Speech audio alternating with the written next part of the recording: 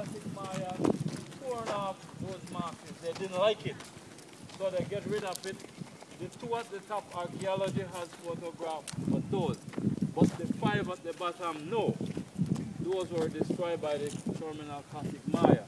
This one on your left, right-hand side, if you notice, the stone is look a little yellow there. On your right-hand side, that's a piece of the mask that is still there that has been left. Archaeology found all of it broke up and thrown on the ground.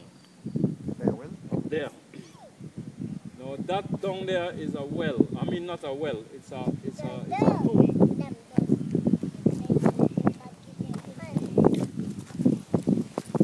It's a tomb that was offered as sacrifice. They found two bodies inside of this. They were not adults.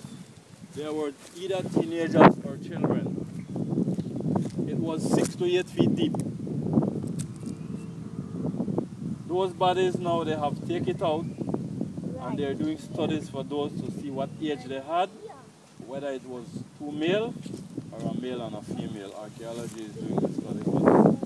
And then on the that was found in March last year. That one, the second platform, they have found another body there in May. That body is still there. They have taken out the ceramic dishes, the jade, and the silver plate. Now the third platform is where the princess, the chief daughter's buried.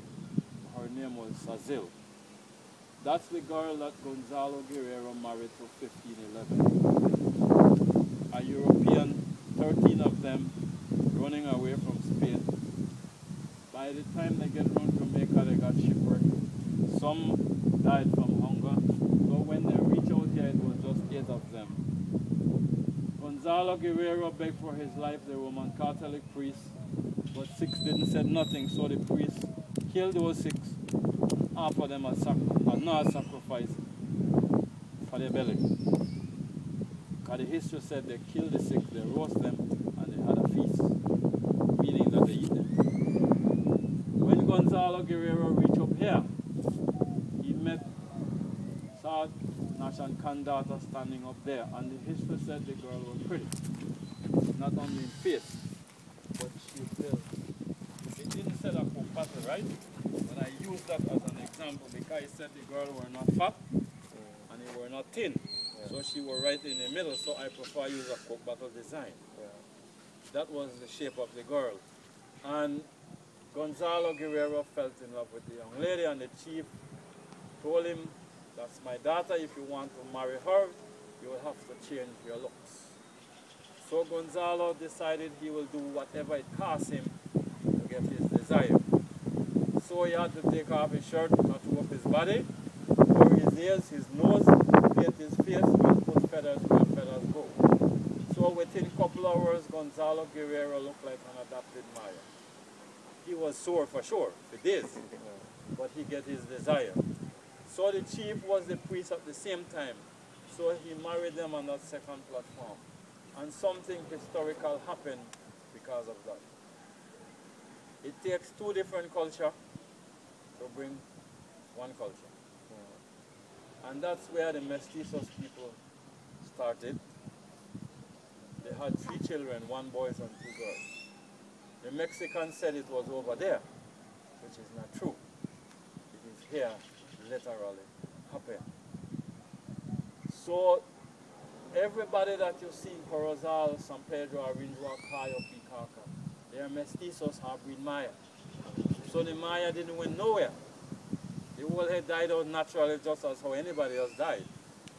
But the Mayan are still here because they are mestizos, half-breed Maya. You understand? So that's what makes this building a historical building. It didn't happen in Mexico, Guatemala, Honduras, and Salvador, but in northern Belize. And it didn't happen on no other else site. Yes, they have wedding in all the place, but on the plaza or on between the Cyber Tree route. But this one happened on the building. And that's what makes this building different from the rest. So as from now on, this building will be sold as a product for wedding. For Belizean, you're Mayan, anybody any ethnic group will have the privilege to marry here. But some restriction that's behind it. If you're a half-breed Maya, you will be married on the building.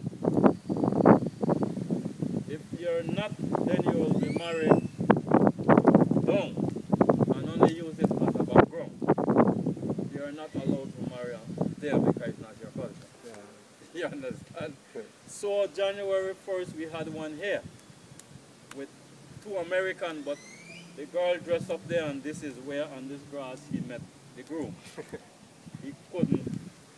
For 21st of March we will be having one here. It's not a reenactment, it's a real Maya wedding. And that will be happening up there. 21st of March. 21st of March. Everything will be done in Maya. And we will concede? Huh? We will concede? Well, the rules is get up. The rules is that whosoever will be get married, pay the fee if he has invited 1,000 people. Because this guy invited 70. Let me deal with the people before them. The terror, they have to read that sign.